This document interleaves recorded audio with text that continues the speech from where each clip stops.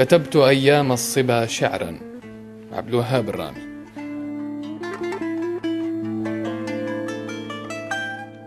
في قلب الليل تأتي من خلف المدار، تفتح جفني تلتحفهما وتسدل الستار. الحلم الأول امرأة تتملكني، مسكا أفنان شوق وبهار، قلبا ينطرح لاهثا على سرير نار.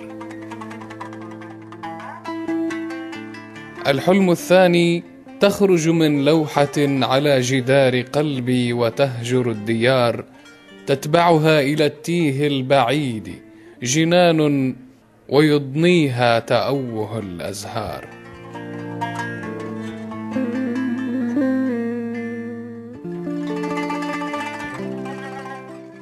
الحلم الثالث تأتي من شرق القلب، من غربه، من ربوع النفس، من سلطة الأقدار، تفتح جفني تلتحفهما وتنير في جنباتي كل الأقمار.